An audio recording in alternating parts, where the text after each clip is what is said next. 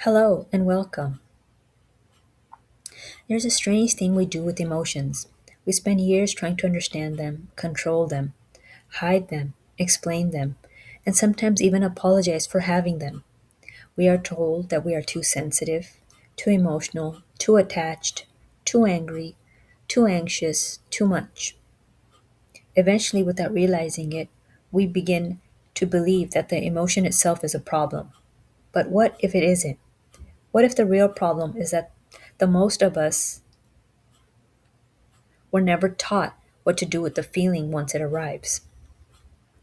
Think about the last time something upset you. Perhaps someone didn't respond to your message. Someone said something that stayed with you long after the conversation ended.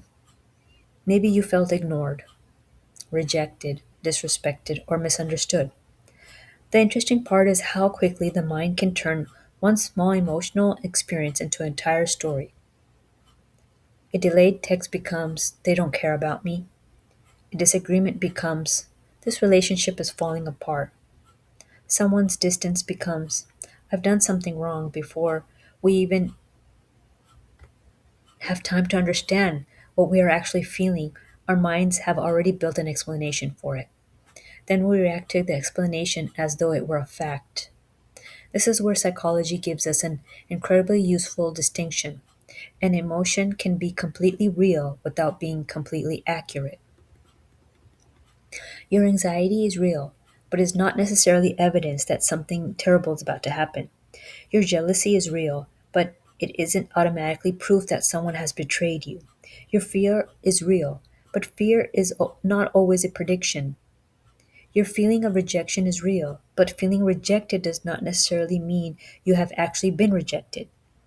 This distinction sounds simple, yet it can completely change the way we move through life.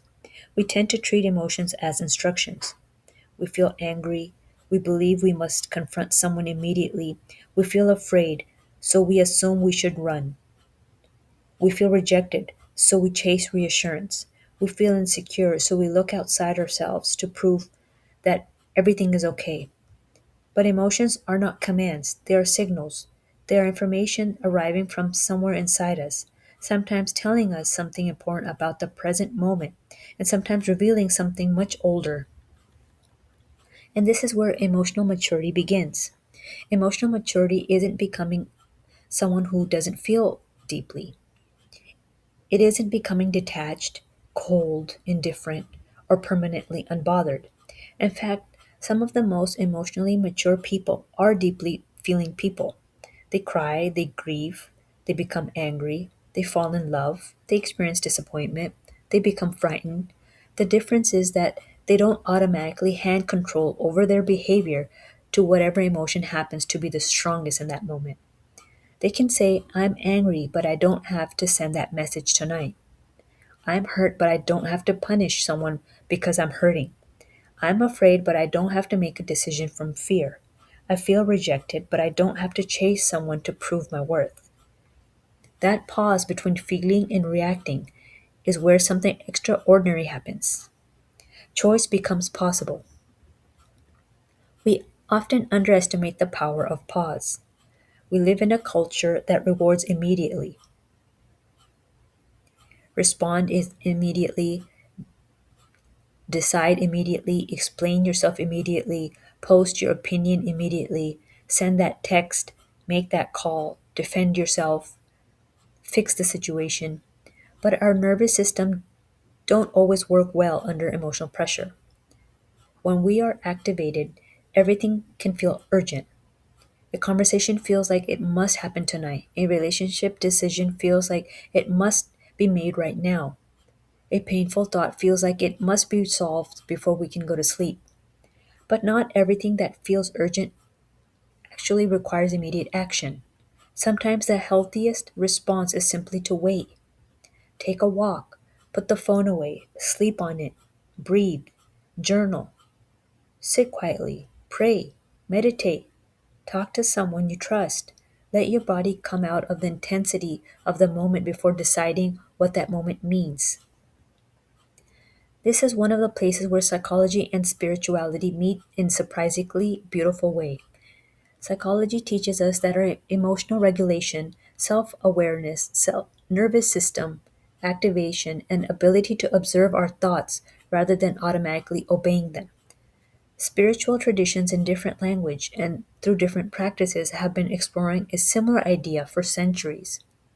Observe the mind, become present, create space between yourself and your thoughts, and learn that not every thought deserves to become a belief.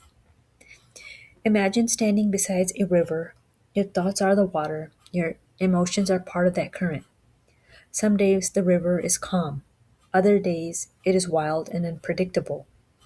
But you are not that river. You are the person standing beside it. You can watch it, you can learn from it, you can respect its power, but you don't have to jump into the current every time it becomes turbulent. That is often what we do emotionally. We feel something and immediately become it. I am anxious. I am a failure. I am unwanted. I am angry. I am broken. But notice what happens when you change the language. I am experiencing anxiety. I am having that thought that I am a failure. I am experiencing the feeling of rejection. Anger is present right now. Suddenly, there is little space between you and the experience. You are not denying the feeling. You are recognizing it without allowing it to become your identity. And that space matters because emotions move, thoughts change, states pass. You have felt completely different about something 6 months after believing you would never feel different again.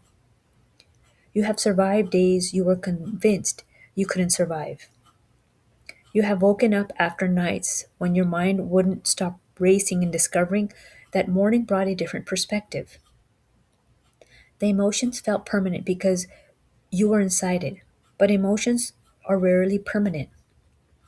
Perhaps this is why learning to name our emotions can be more powerful. Most of us have surprisingly limited emotional vocabulary.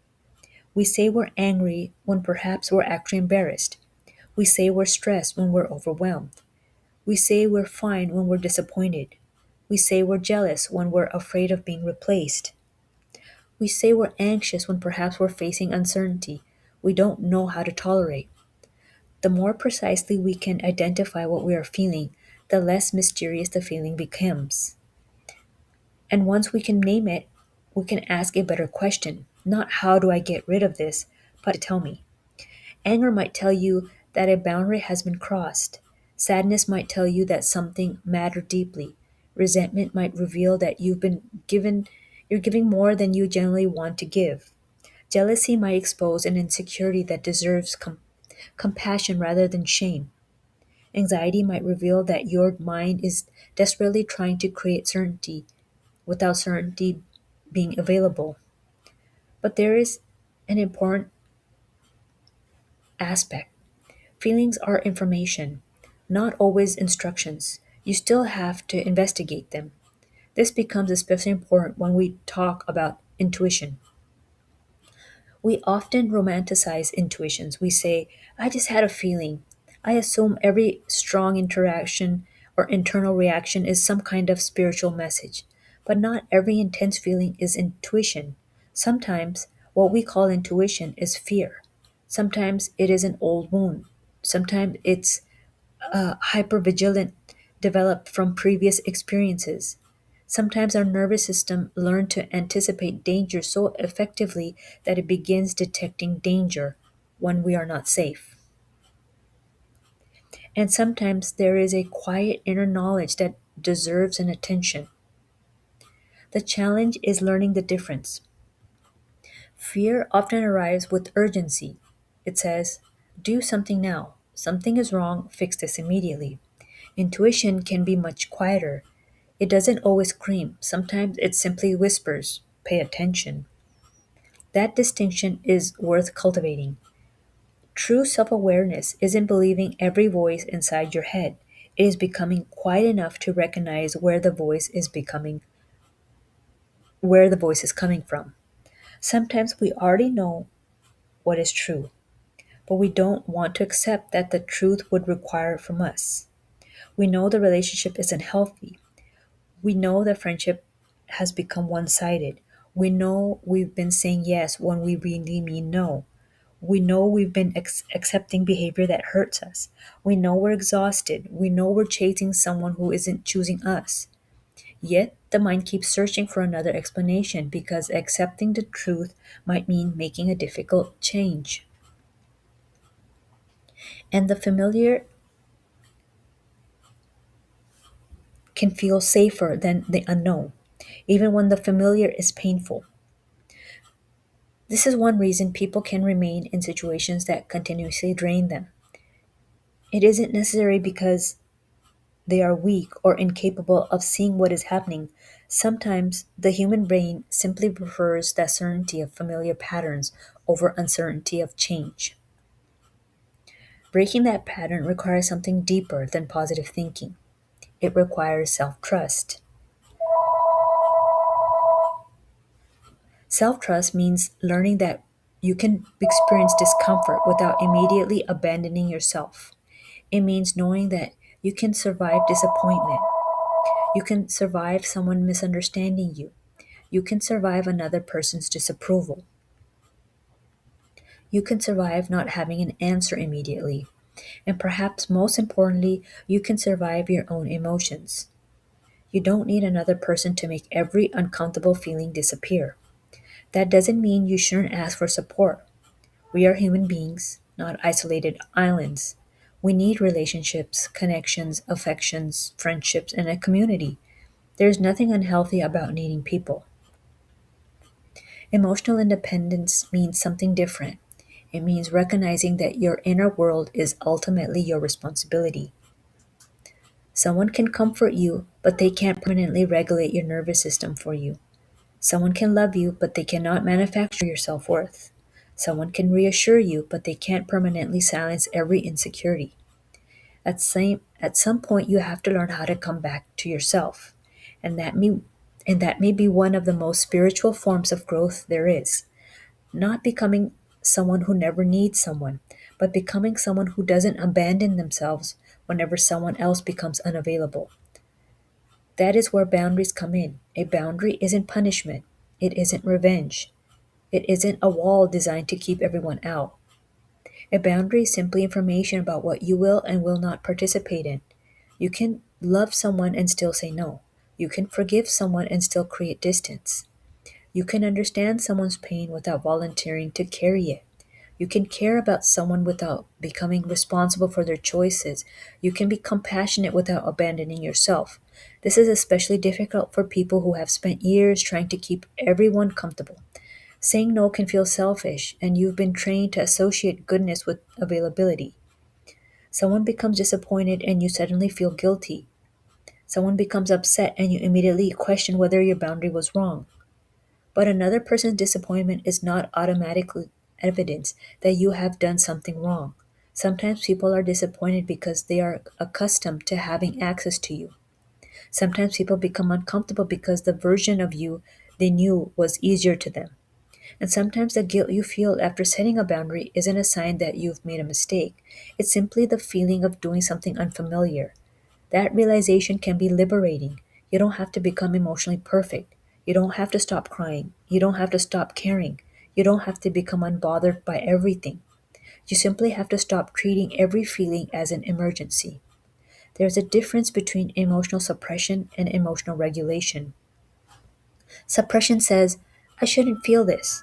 Regulation says, I feel this and I can handle it. Suppression pushes the emotion underground. Regulation allows you to experience it without letting it dictate your behavior. And perhaps the goal was never to become less emotional at all.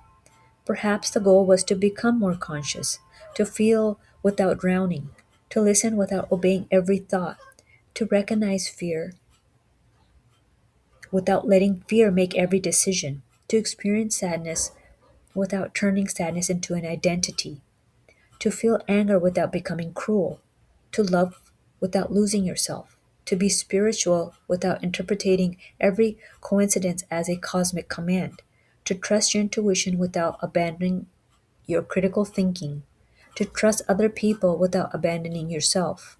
That is very different kind of strength. It doesn't look dramatic. It doesn't always announce itself. Sometimes it looks like not sending the message. Sometimes it looks like walking away from an argument. Sometimes it looks like saying, I need time to think. Sometimes it looks like sitting alone in silence and allowing yourself to feel what you've been avoiding. Sometimes it looks like crying and then making breakfast. Sometimes it looks like accepting that you can't control another person's opinion. And sometimes it looks like realizing that the peace you've been searching for in another person was something you needed to begin building inside yourself. Maybe that's the deeper lesson. Peace isn't the absence of emotion. Peace is knowing that whatever emotions arrive, you will not abandon yourself when it does. You can feel deeply and still remain grounded. You can be sensitive and still have boundaries. You can be compassionate and still protect your energy. You can be uncertain and still move forward. You can be afraid and still trust yourself. Your emotions are not your enemy. They are the messengers. Listen to them. Learn from them. Let them tell you where something needs attention. But don't hand them the key to your life, because the goal isn't to become someone who never feels shaken. The goal is to become someone who knows how to find their center again. And perhaps that is what emotional sovereignty really means. Not controlling every emotion that enters your life, but knowing that you still get to choose who you are while the emotions is passing through you. That is where freedom begins.